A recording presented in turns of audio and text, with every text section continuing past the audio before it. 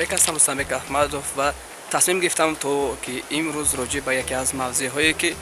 фикр мекунам ки барои ҳар яки шумо хеле ҷолиб хоҳад буд, ба яке аз мавзеъҳои хеле хуб, яке аз мавзеъҳои таърихӣ ва яке аз деҳаҳое ки фикр мекунам ки таърихи хеле тӯлонӣ дорад, деҳае ки дар Панҷакент ҷойгир аст. Бароятон як навори таҳия карда бошам ва имрӯз махсусан мухтасар дар бораи вазъи кунунии деҳа, дар бораи тамаддун, фарҳанг, пайдоиш ва дигар паҳлӯҳои мухталифи ин деҳа бароятон нақл хоҳем кард ва навори моро пайгирӣ кунед.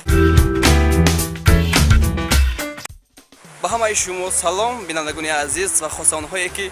айни ҳол ин навори моро тамошо доранд ва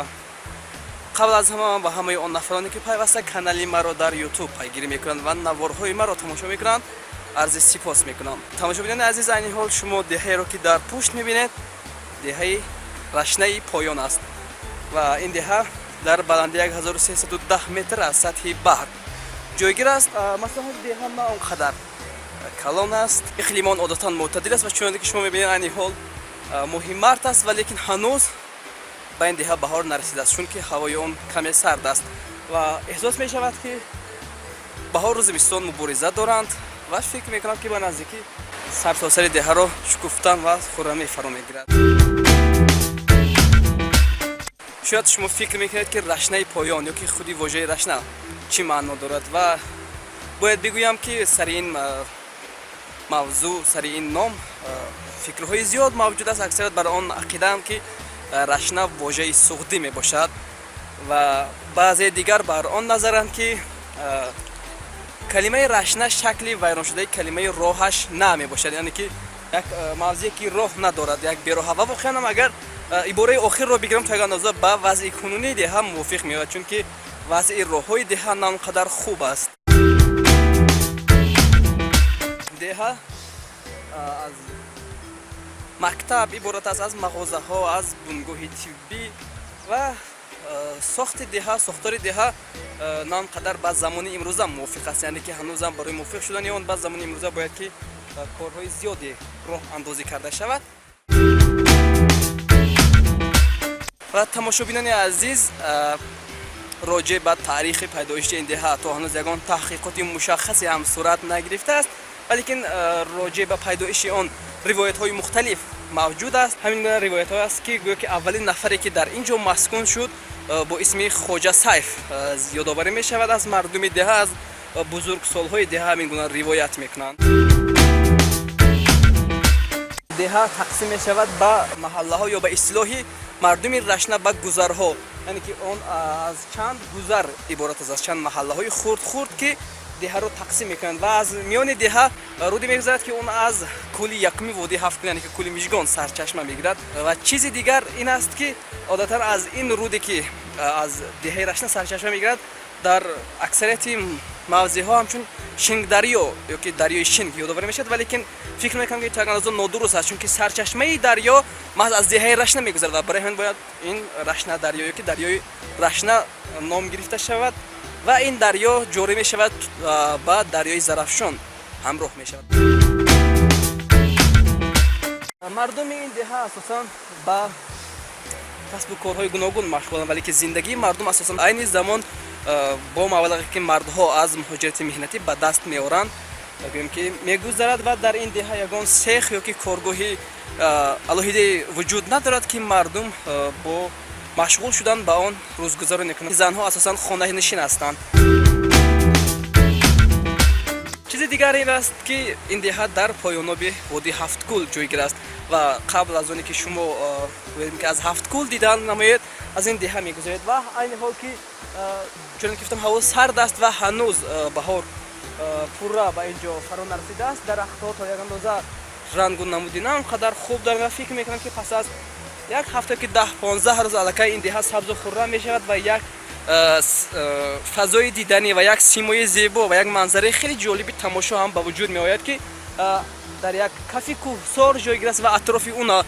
кӯҳҳои гуногун иҳота кардааст ва чуноне ки мебинем дар баъзе кӯҳҳо ҳанӯз ҳам барф мавҷуд аст ва одатан ҳатто тобистон ҳам барфҳои ин кӯҳҳо об намешавад ва ҳамин гуна то зимистони оянда боқӣ мемонад. ин вобаста аст аз оне ки зимистон дар ин мавзеъҳо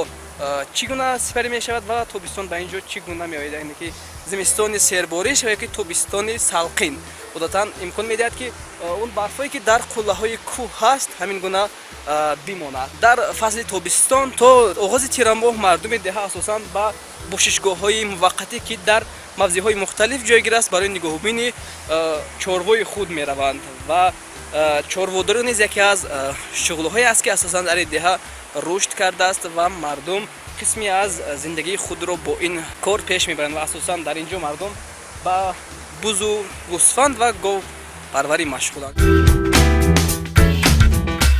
бинандагони азиз, деҳаи Рашнаи Поён яке аз деҳаҳои хеле пурнуфуз аст. Агарчанд хурд бошанд ҳам дар он шахсиятҳои зиёди буруманд ва шахсиятҳои таърихӣ гӯем ки умр ба сар бурдаанд ва айни ҳол мардум аз онҳо хуб ёдоварӣ мешаванд ва гӯем ки дар баробари дигар деҳаҳо дигар мавзеъҳо ки деҳаро муаррифӣ мекунанд, ин ҳам шахсиятҳои бузурги он мебошанд ба монанди Камолӣ Рашнагӣ, Маҳзунӣ Рашнагӣ, Зарифӣ Рашнагӣ ва дигар афроде ки хеле ҳам шӯҳрати зиёд доранд. Фикр мекунам ки пост доштани хотири онҳо яке аз амалҳоест ки мардуми деҳа бояд анҷом диҳанд ва аз ашъори онҳо, аз зиндагии онҳо барои ибрат гирифтани наслҳои минбаъда бояд ки аз он истифода карда шавад. Сохтори деҳа на он қадар хуб аст ва барои деҳа хеле аз имкониятҳо ҳанӯз намерасад ва шояд дар солҳои минбаъд ки солҳои рушди деҳо, сайёҳӣ ва ҳунарҳои мардум эълон гаштааст, фикр мекунам ки шояд барои беҳтар гаштани вазъи зиндагии мардуми деҳа низ аз ҷониби мақомотҳои маҳаллӣ чораҳои мушаххасе ҳам роҳандозӣ мешавад, хосатан аз ташкили марказҳои фарҳангӣ, таъмири мактаб, сохтани варзишгоҳ барои ҷавонони деҳа, таъмири роҳ ки хеле ҳам роҳи фарсудаву на он қадар қобили истифода аст. Агарчанде ки ин мавзеъ яке аз мавзеъҳои тамошобоб аст ва ҳамасола садҳо ҳазорҳо нафар сайёҳони дохилӣ ва хориҷӣ барояи дидани ҳафткӯл меоянд ва ҳатман аз ин роҳ гузар мекунанд, аз он роҳе ки аз як гӯшаи деҳа мегузарад, вале лекин вазъи роҳ на он қадар хуб аст. Ҳамин гуна то ҳафткӯл ки ҳамин гуна роҳи ки кӯҳӣ ва роҳи то ягандоза хатарнок аст ва бояд ки барои таъмири ин роҳ чораҳои зарурӣ андешида шавад, то ҳам барои беҳтар гаштани зиндагии мардум мусоидат мекунад ва ҳам дар рушди соҳаи сайёҳӣ ки яке аз соҳаҳои афзалиятнок ва даромаднок аст ки мусоидат хоҳад кард. ба шумо тавсия медиҳам ки ҳатман як маротиба ба Рашна ояд, ба Рашнаи Поён. Мардуми инҷо хеле самимӣ ҳастанд, хеле меҳмондӯст ҳастанд ва фикр мекунам ки як рӯҳияи болида мегирад ва ҳатман аз ин ҷо хотироти хуби ҳам бо худ мегирад. На чандон зиёдтар аз деҳаи Рашнаи Поён води ҳафткӯл шурӯъ мешавад. Кӯли якум яъне ки кӯли Мижгон аст ва мардуми ин водӣ ҳам ҳамин гуна ақида доранд ки ҳар касе ки дар тӯли умри худ маротибаи ҳам аз ин мавзеъҳо ки аз мавзеъи ҳафткӯл дидан кунад, тамоми умр шоду масрур ва хурсанд зиндагӣ мекунад. Ва бинандагони азиз, дар мавриди ҳафткӯл низ гуфтаниҳо зиёд аст ва ман кӯшиш мекунам ки минбаъд ҳамаи онҳоро дар шакли навор манзури шумо карда бошам. ва бинандагони азиз, дар фарҷоми навор ман ба якоеки шумо барои пайгирӣ каналам арзи сипос мекунам. Ташаккур ки ҳамеша бо мо ҳастед ва наворҳои моро тамошо мекунед. хоса ба нафароне ки дар канал омона ҳастанд ман арзи сипос баён мекунам. метавонед фикрҳои худро баён дошта бошед дар шарҳ, дар зершарҳи ин навор бинависед, фикри худ, ақидаи худ ва ки он паҳлуҳое ки барои шумо норавшан аст ва мо кӯшиш мекунем ки чизе ки барои шумо норавшан монд ва пешниҳоде ки аз ҷониби шумо манзур аст минбаъд ба инобат гирифта бошем. Агар навор писандатон омад, ҳатман гузоштани лайкро фаромӯш накунед ва наворро ба дӯстони худ низ бифиристед. боқи худо ҳофиз дӯстон, то наворҳои минбаъда хайр.